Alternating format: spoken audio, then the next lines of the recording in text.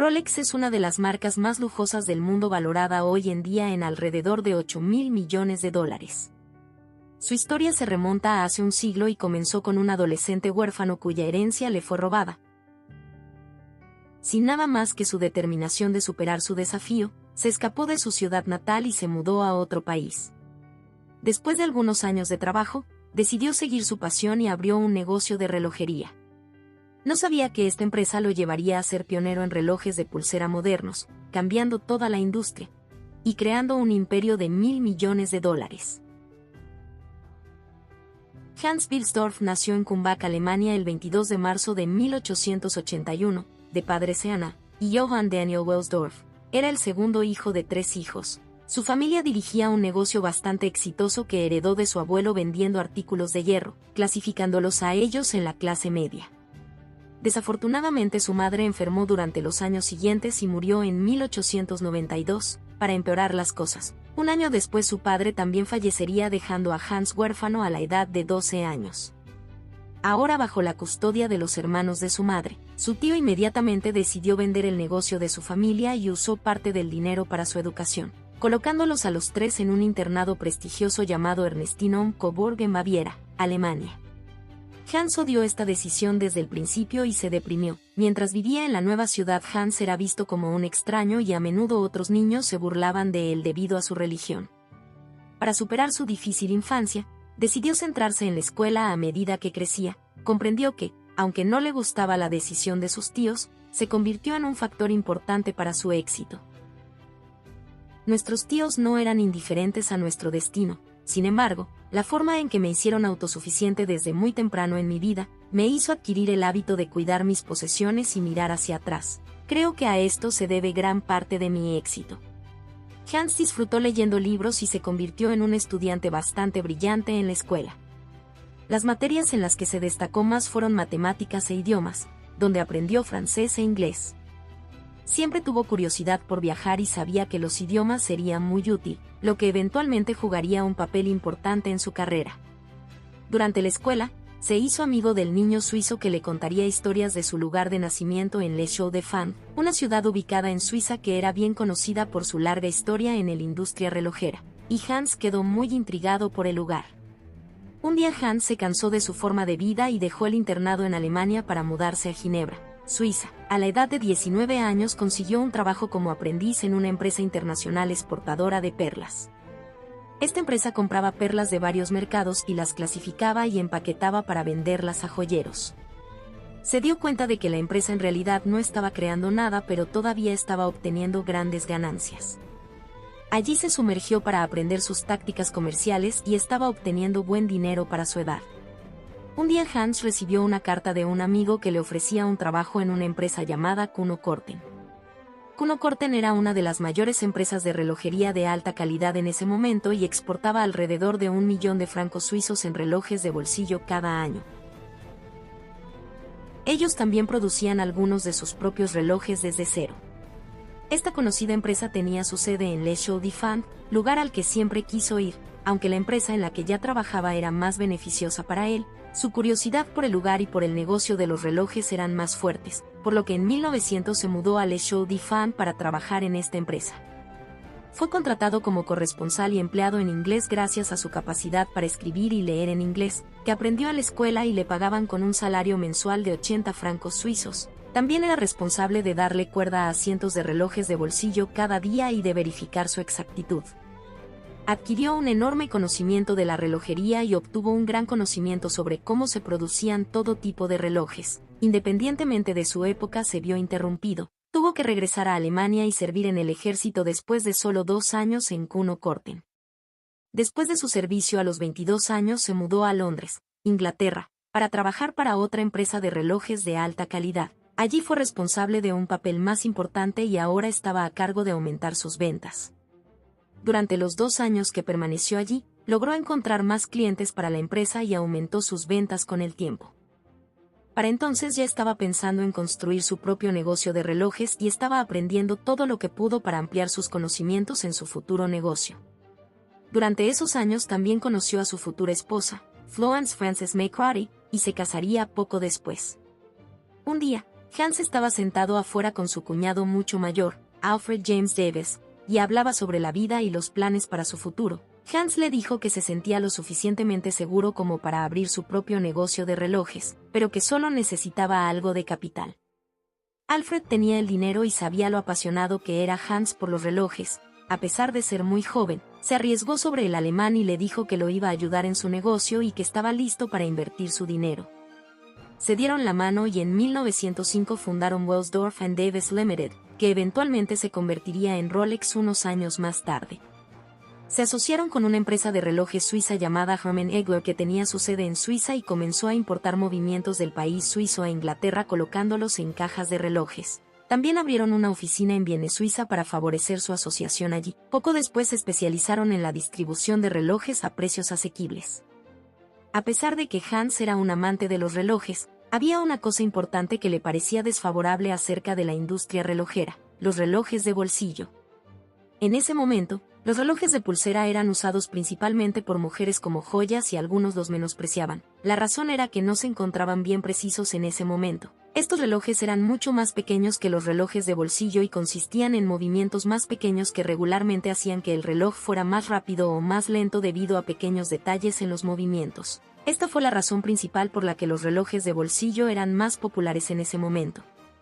Y se consideraba masculino por su tamaño voluminoso, pero a Hans le resultaba incómodo usarlo. Era un poco complicado para él cada vez que tenía que meter la mano en el bolsillo para ver la hora, especialmente cuando sus manos estaban ocupadas. Hasta entonces, se pensaba que era casi imposible crear el reloj de pulsera perfecto que pudiera mostrar consistentemente la hora exacta y ser de uso diario. Mi opinión personal es que los relojes de bolsillo desaparecerán casi por completo y que los relojes de pulsera los reemplazarán definitivamente. Hans Wilsdorf, 1914. Hans predijo que tarde o temprano, los relojes de pulsera iban a ser la nueva norma para todos y estaba totalmente comprometido a encontrar una manera de crear el reloj de pulsera perfecto. Pasó los siguientes años viajando a muchos países de toda Europa y conoció a innumerables relojeros para discutir sobre los pequeños detalles de relojes. Durante esos años comenzó a lanzar sus propios relojes de pulsera a partir del mismo año en que fundó su empresa, un reloj tras otro. Estaba trabajando para crear un reloj de pulsera confiable y de mejor calidad para hombres y mujeres, aplicando lo que aprendió de otros relojeros en su viaje. Poco después de que su empresa comenzara a ganar algo de tracción y que en 1908 era una de las principales empresas de la industria relojera de Inglaterra, ahora Hans quería cambiar el nombre de su empresa por algo de alta calidad, pegadizo y fácil de decir sin importar el idioma. También tenía que ser corto para que el nombre pudiera caber fácilmente en la esfera del reloj. Pasó mucho tiempo combinando 5 letras del alfabeto para encontrar algo hasta que finalmente nació Rolex. Inmediatamente supo que era el perfecto y unos días más tarde registró el nombre Rolex como marca registrada de Welsdorf and Davis Limited en 1908. Durante los años siguientes, Rolex estaba haciendo conocido por sus relojes de pulsera de alta calidad y muchas personas ricas ya estaban empezando a usarlo. Pero no pasó mucho tiempo después, cuando estalló la Primera Guerra Mundial y muchas empresas, incluidas las de relojes, luchaban por mantenerse en el negocio e incluso tuvieron que cerrar en algunos casos, pero no Rolex. Este trágico evento solo hizo que la compañía de Hans fuera más famosa debido a sus ya confiables relojes de pulsera. Los soldados recibieron relojes Rolex en lugar de relojes de bolsillo porque era mucho más fácil y seguro de usar. También les ayudó a coordinar mejor sus ataques debido a su precisión en el tiempo. Para entonces, la empresa había crecido hasta tal punto que empleaban a 60 personas en 1914 y tenía grandes espacios de oficinas abiertos en Londres. Para aumentar su credibilidad, Rolex ya había ganado la primera calificación de cronómetro de reloj de pulsera de Suiza, seguido de un certificado de precisión de clase A, del Observatorio Q de Londres, lo que hizo que la marca fuera más confiable para que la gente la comprara. Pero no todo fue sol y arcoíris para Hans. En 1914 los británicos aplicaron el impuesto 33 a todas las empresas registradas en Gran Bretaña que exportaban bienes a través de fronteras internacionales. Esto se convirtió en una gran preocupación para Hans, por lo que trasladó la sede de su empresa de Londres a Viena, Suiza para evitar estos impuestos. Otra razón para su mudanza fue debido a la Guerra Mundial. A la gente de Gran Bretaña comenzó a no gustarle los alemanes, ya que el nombre Hans Wilsdorf era claramente alemán. Aunque registró Rolex antes, todavía usaba el nombre Welsdorf and Davis en Inglaterra, lo que estaba siendo menospreciado.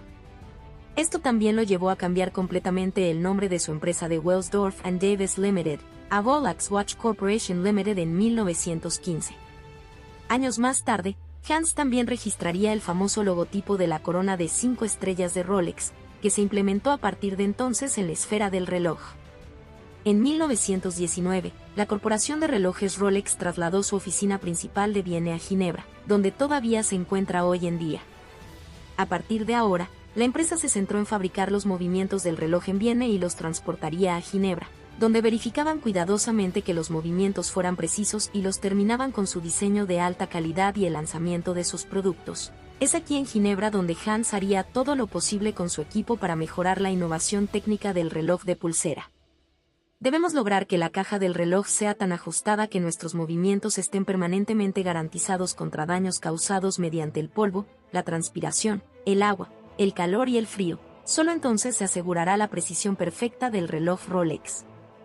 Gracias a su paciencia y determinación, finalmente valió la pena y dio sus frutos a lo grande. En 1926, Rolex lanzó su nuevo modelo que cambiaría para siempre la industria relojera, el Rolex Oyster, el primer reloj de pulsera resistente al agua de la historia. Este nuevo modelo estaba sellado con una caja muy hermética que proporcionaba una protección óptima para los pequeños movimientos del reloj en su interior, lo que lo hacía resistente al agua. Hans sabía que esto era revolucionario y que la gente sin duda estaría interesada en él, pero decidió esperar la oportunidad perfecta para presentarlo al mundo de una manera muy creativa.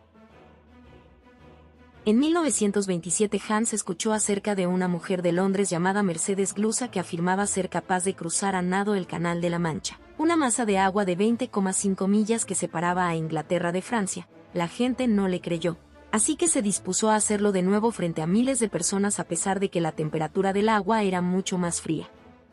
Hans vio la oportunidad y la animó a usar un reloj Rolex Oyster alrededor de su cuello. Después de nadar durante más de 10 horas la sacaron del agua después de casi morir congelada y recorrió aproximadamente 4/5 partes del camino a través del canal. La tarea no fue un éxito total, pero el Rolex Oyster salió del agua en perfectas condiciones. La gente se volvió loca por el reloj y Hans siguió la publicidad poniendo un anuncio frente al periódico londinense Daily Mail relacionado con el evento.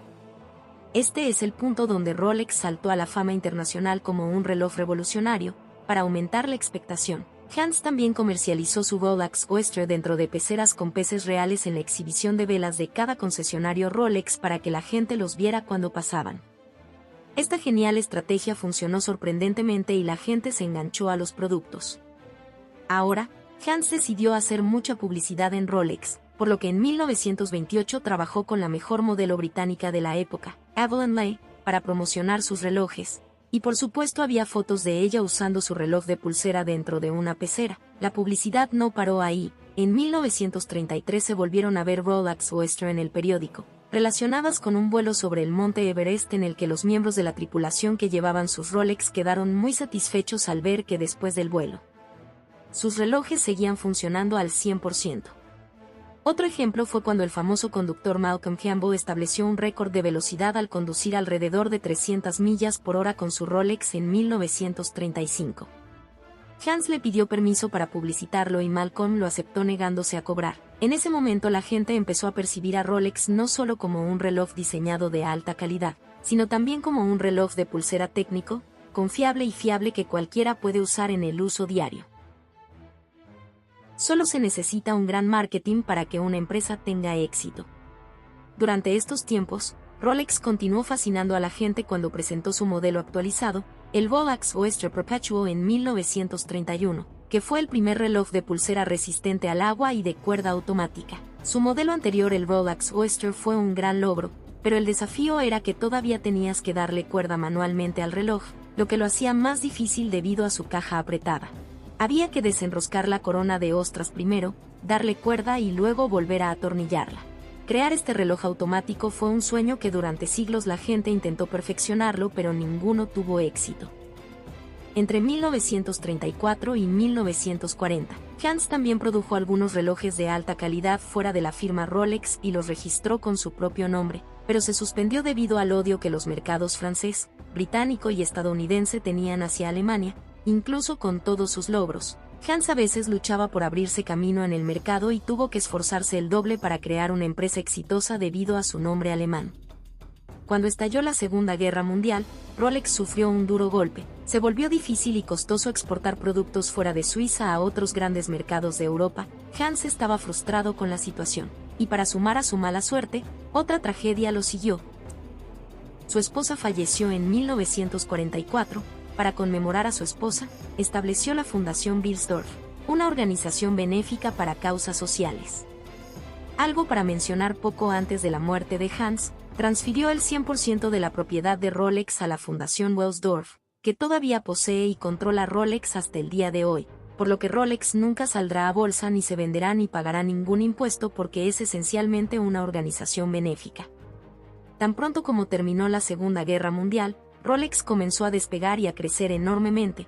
Para darte una idea, en 1946 Rolex había vendido sus 50.000 cronómetros Rolex certificados, que comenzaron a certificar hace 20 años. Para el año siguiente, en 1947, sus ventas alcanzaron los 100.000 cronómetros Rolex certificados, duplicando sus ventas de las últimas 2 décadas en un solo año. Su éxito estuvo respaldado por su nuevo modelo que fue lanzado en 1945, el Rolex Datejust, el primer reloj de pulsera automático resistente al agua que indicaba la fecha del mes en la esfera, al que siguió otro modelo revolucionario casi 10 años después, el Rolex Day-Date, el primer reloj de pulsera resistente al agua de cuerda automática, que no solo incluye la fecha del mes sino también el día de la semana. Este tipo de relojes todavía se ven hasta el día de hoy, lo que suele ser el estándar para relojes normales. Durante los años 50, Rolex siguió lanzando una serie de relojes innovadores. El más legendario fue el Rolex Submariner, presentado en 1953. Fue el primer reloj de pulsera resistente al agua para buceo profundo que podía alcanzar los 100 metros de profundidad en el océano sin volverse disfuncional. Hans Wilsdorf murió en el año 1960. Después de su muerte, Rolex comenzó a acercarse a sí misma como la marca de lujo que es hoy. La compañía centró más su marketing en ser una colección de relojes exclusiva para personas de la alta sociedad, lo que funcionó. Otro factor a considerar es que en 1985, Rolex comenzó a fabricar sus relojes con 904L, un acero muy duradero y costoso. Se convierten en el primer reloj en hacerlo, lo cual es una de las razones de sus altos precios. En la actualidad, Rolex sigue siendo la marca de relojes más reconocible del mundo, desde un niño huérfano que comenzó sin nada. Hans Wilsdorf siguió por su propio camino y es el responsable de cambiar la industria relojera a lo que conocemos hoy. Su pasión por el diseño y la innovación técnica lo han colocado en la lista de uno de los hombres más influyentes de la industria, y su legado se puede ver hoy en cada persona usando un Rolex. Gracias a todos por mirar, asegúrese de suscribirse y hasta la próxima.